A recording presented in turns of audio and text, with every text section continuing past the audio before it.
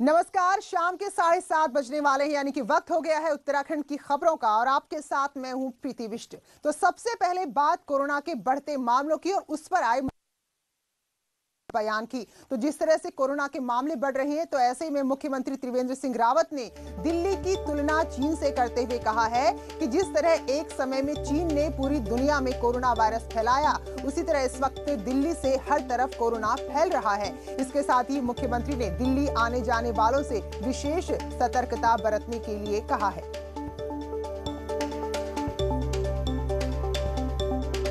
मैं प्रदेशवासियों से कहना चाहता हूं, और विशेषकर दिल्ली से जो लोग आ रहे हैं, दिल्ली इस समय जैसे चाइना से कोरोना वायरस दुनिया में गया, ऐसे ही दिल्ली से आज कोरोना पेशेंट, कोरोना वायरस आज उत्तराखंड की ओर बहुत तेज़ी से बढ़ रहा है।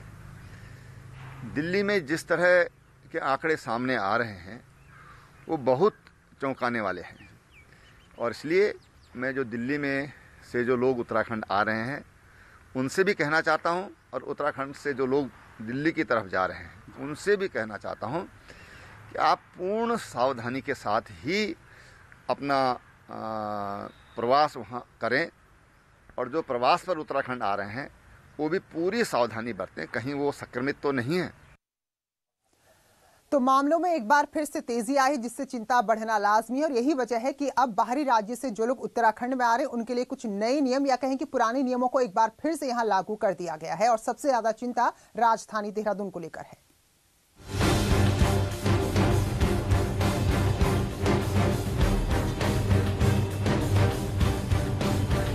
अगर आप दिल्ली से उत्तराखंड आ रहे हैं या फिर उत्तराखंड के किसी शहर से दिल्ली जा रहे हैं, तो ये खबर आपके लिए बेहद जरूरी है। खुद मुख्यमंत्री त्रिवेंद्र सिंह रावत ने देश की राजधानी में बढ़ते कोरोना के खतरे के मद्देनजर राज्य की जनता को आगाह किया है। सीएम का कहना है कि जैसे चीन से दुनिया भर में कोरोना वायरस गया, वैसे ही दिल्ली से उत्तराखंड आ सकता है। इसीलिए दिल्ली आने जाने वाले विशेष सतर्कता बरतें। जैसे चाइना से कोरोना वायरस दुनिया में गया, ऐसे ही दिल्ली से आज कोरोना पेशेंट, कोरोना वायरस आज उत्तराखंड की ओर बहुत तेज़ी से बढ़ रहा है। दिल्ली में जिस तरह के आंकड़े सामने आ रहे हैं वो बहुत चौंकाने वाले हैं। दिल्ली और उत्तराखंड के बीच रोजाना हजारों लोग आवाजाही करते हैं, जिनमें बड़ी संख्या टूरिस्ट की भी होती है। ऐसे में दिल्ली और दूसरे राज्यों से आने वाले टूरिस्ट नई मुसीबत ना खड़ी कर दें, इसके लिए बॉर्डर पर चेकिंग और सर्विलांस तेज कर दिया गया है। जो केसेज बढ़ रहे हैं, विशेषज्ञों ने इसकी आशंका पहले ही व्यक्त की थी, और इसलिए राज्य सरकार ने उसके लिए जनजागृति के प्रोग्राम, अवेयरनेस के प्रोग्राम लगातार आयोजित किए जा रहे हैं। उत्तराखंड में कोरोना के मरीजों का आंकड़ा 70,000 के पार पहुंच चुका है और सर्दी के सीजन की शुरुआत हो चुकी है। ऐसे में दिल्ली में कोरोना के बढ़ते आंकड़ों ने उत्तराखंड की टेंशन बढ़ा दी है कि कहीं देश की राजधानी देवभूमि के लिए नई परेशानी ना खड़ी कर दे। न्यूज़ 18 के लिए देहरादून से दीपांकर भट्ट की रिपोर्ट। और अब जबकि दिल्ली की तुलना चीन से की, तो दिल्ली से प्रतिक्रिया आना लाजमी था। डिप्टी सीएम मनीष सिसोदिया ने कहा है कि इस मामले में राजनीति करने के बजाय मुख्यमंत्री अपने राज्य के अस्पतालों की हालत को सुधारें। तो मुख्यमंत्री के दिल्ली को चीन बताने वाले बयान पर प्रतिक्रिया आई है दिल्ली के उप मुख्यमंत्री मनीष सिसोदिया की, जो कह रहे हैं कि इस वक्त त्रिवेंद्र रावत राजनीति करने के बजाय अपने अस्पतालों की हालत सुधारें। चलिए और कोरोना का अपडेट आपको देते हैं। तो आज राज्य में कोरोना के 512 नए मामले सामने आए हैं। तो तेजी आंकड़ों में एक बार फिर से देखने को मिल रही है। तो 512 नए केस सामने आए और 8 लोगों ने कोरोना के चलते दम तोड़ा है। तो इस तरह से अब कुल कोरोना के केस है 70,700 के पार।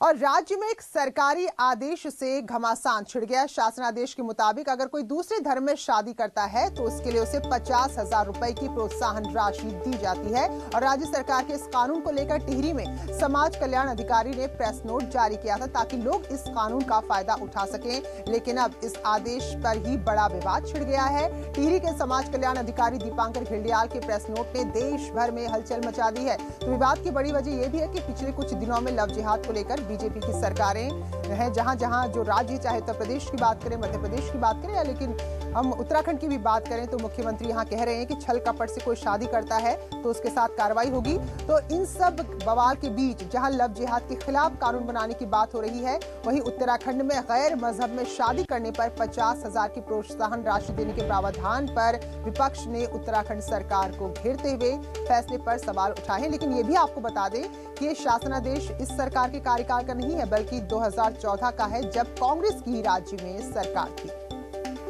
अगर कुछ रिटर्न में ऐसा आता है तो उसमें क्या कार्रवाई है, ये तो अब नियम देखना पड़ेगा कि नियमानुसार है या नहीं है, तो उसी हिसाब से कोई भी कार्रवाई होगी। अगर नियमानुसार होगा तो कार्रवाई का फिर गुंजाइश नहीं रहती हमारे स्तर से।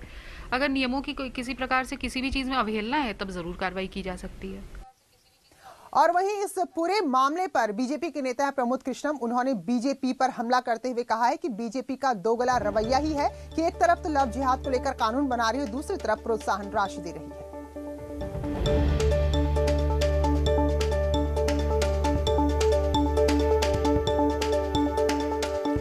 और वहीं सूर्यकांत धस्माना, जो कांग्रेस के प्रदेश अध्यक्ष हैं उत्तराखंड में, उन्होंने प्रमोद कृष्णम के बयान को लेकर तो कोई प्रतिक्रिया नहीं दी। उन्होंने कहा ये पूरी तरीके से नहीं मानते, लेकिन उनका ये जरूर कहना था कि अगर कोई आंतर धार्मिक विवाह करते हैं, यानी कि गैर मजहब में, यानी कि दूसरे धर्म में शादी करता है, तो इसमें कुछ भी गलत नहीं है और देश का जो संविधान है वो खुद इसकी अनुमति देता है। प्रमोद कृष्णन ने कांग्रेस की तरफ से नहीं कहा होगा। प्रमोद कृष्णन जी ने कोई बयान दे दिया होगा तो उस पर मैं रिएक्ट नहीं करूंगा, लेकिन जहां तक अंतर जातीय और अंतर धार्मिक विवाह है, ये हमारे संविधान में हमें स्वतंत्रता है जो कोई नहीं छीन सकता। और वहीं बीजेपी के प्रदेश उपाध्यक्ष भी कह रहे हैं, क्योंकि आदेश पुराना था और अब जब प्रेस नोट जारी हुआ उसके बाद जो बवाल मचा है उस पर सरकार कार्रवाई कर रही है।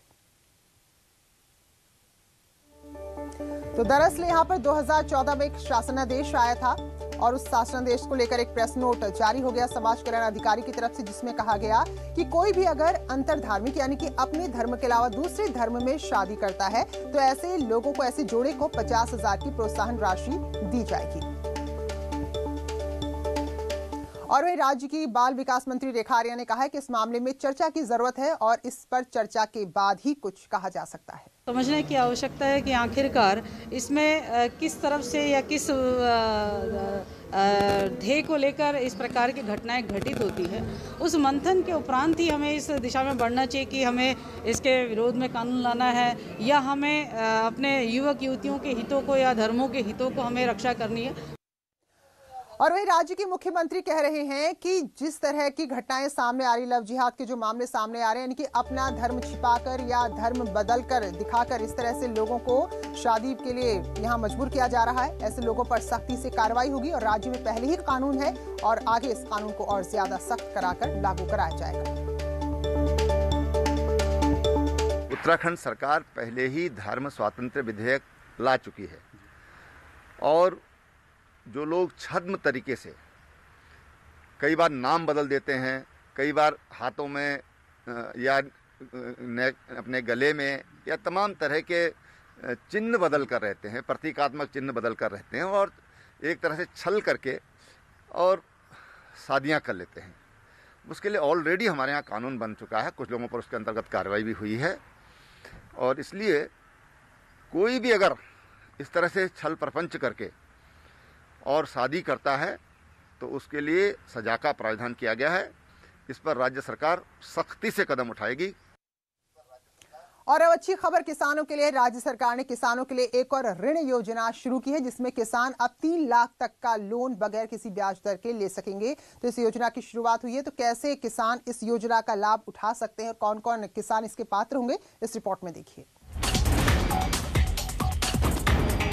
सीएम त्रिवेंद्र सिंह रावत की तरफ से किसानों के हाथों में सौंपे जा रहे चेक बेहद खास हैं, क्योंकि इन चेक के जरिए किसानों के खातों में जो 3 लाख रुपए जमा होंगे उसका किसानों को कोई ब्याज नहीं देना होगा। शनिवार को सीएम त्रिवेंद्र ने रुद्रपुर से राज्य के किसानों के लिए दीनदयाल उपाध्याय किसान कल्याण योजना की शुरुआत कर दी है। इसके जरिए किसान खतौनी बैंक में दिखाकर 3 लाख तक का लोन आसानी से हासिल कर सकते हैं। पहले 0% पर 1 लाख रुपए तक का ऋण हम दे रहे थे, अब हमने अपने किसानों के लिए 3 लाख रुपए तक का ऋण ये बिना ब्याज के देने का आज शुभारंभ किया है। सीएम भले ही बिना ब्याज वाले लोन को किसानों के लिए तोहफा करार दे रहे हैं, लेकिन कांग्रेस इसे धोखा करार दे रही है और इस लोन स्कीम पर सवाल खड़े कर रही है। सरासर झूठ बोलने के अलावा इनको कोई काम नहीं है। अब किसानों को बेवकूफ बनाने के लिए नई योजना ला रहे हैं कि साहब 3 लाख रुपए तक का ऋण 10-20 चेक बांट देंगे। कौन बैंक है जो बगैर गारंटर के ब्याज पे पैसे दे देगा? बगैर ब्याज के गारंटर होंगे नहीं, कार्रवाई होगी। ये कहते बिना गारंटी के कोई बैंक वाला बगैर गारंटी के देता ही नहीं। पहले भी स्कीमें चलाई, फेल हो गई। दरअसल पीएम मोदी राज्य सरकारों को 2022 तक किसानों की आय दोगुनी करने का टारगेट दिया है। यही वजह है कि उत्तराखंड का सहकारिता विभाग पहले किसानों के लिए 1 लाख और अब 3 लाख तक का बिना ब्याज वाली लोन स्कीम लेकर आया है। इसका फायदा राज्य के छोटे और मझौले किसानों को मिलना तय है। शैलेंद्र नेगी, न्यूज़ 18, रुद्रपुर। तो रुद्रपुर के दौरे पर रहे आज मुख्यमंत्री। तो इस योजना के अलावा उन्होंने बहुत सारी जिले के लिए योजनाओं का लोकार्पण शिलान्यास किया। तो उधम सिंह नगर जिले की अगर बात करें तो लगभग 100 करोड़ की योजनाओं का लोकार्पण और शिलान्यास मुख्यमंत्री त्रिवेंद्र सिंह रावत ने किया। हालांकि इस दौरान कांग्रेस के कार्यकर्ताओं ने उनका विरोध करने की कोशिश की और तिलकराज बेहड़ के नेतृत्व में मुख्यमंत्री के काफिले को काले रंग के गुब्बारे दिखाए गए। हालांकि पुलिस ने इन कार्यकर्ताओं को हिरासत में ले लिया। तो आरोप यही था कि किसानों का धान नहीं तुल रहा है, जिससे किसान परेशान हैं।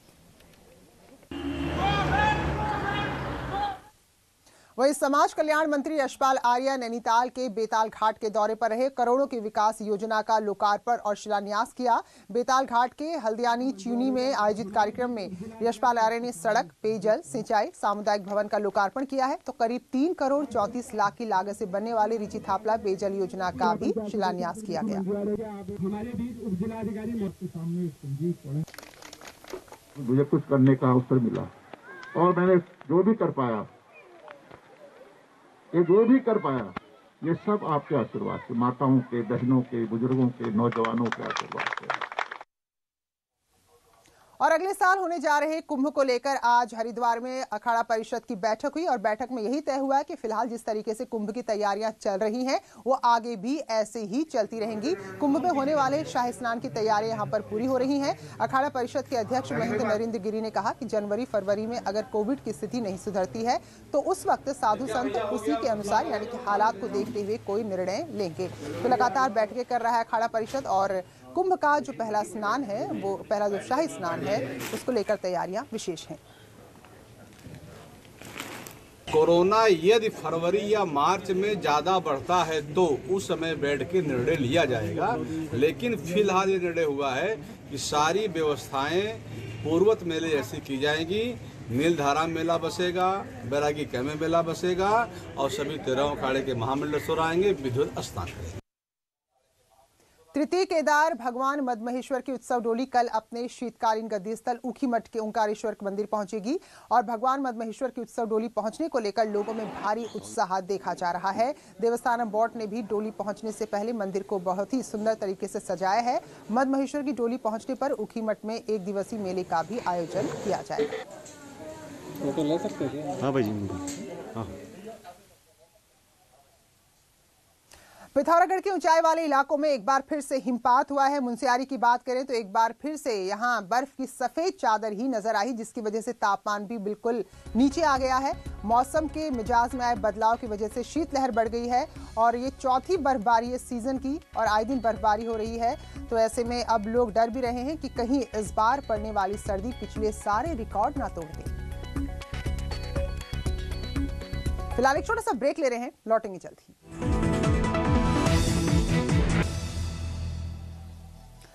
प्रयागराज से सांसद रीता बहुगुणा जोशी की पोती का आकस्मिक निधन हुआ था। उसके बाद उसके अस्थि विसर्जन के लिए अपने परिवार के साथ रीता बहुगुणा जोशी हरिद्वार पहुंची। रीता बहुगुणा जोशी के बेटे मयंक जोशी अपनी बेटी की अस्थियां वैदिक विधि विधान के साथ पूरे गंभीर माहौल में गंगा में विसर्जित की गई और उत्तराखंड के पूर्व मुख्यमंत्री और रीता बहुगुणा जोशी के भाई विजय बहुगुणा भी यहाँ पर मौजूद रहे।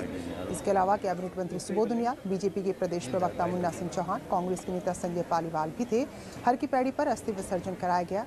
तो आपको याद होगा कि पिछले दिनों एक हादसे का शिकार हुई थी और जिसके चलते उनकी 6 साल की पोती की जान चली गई थी।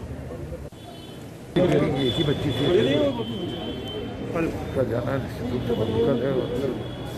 भगवान पूरे परिवार को शक्ति भी दे, वो इस असीम दुख को सह सके और इस तरह से पूरा बहुगुणा परिवार इस समय विचलित है।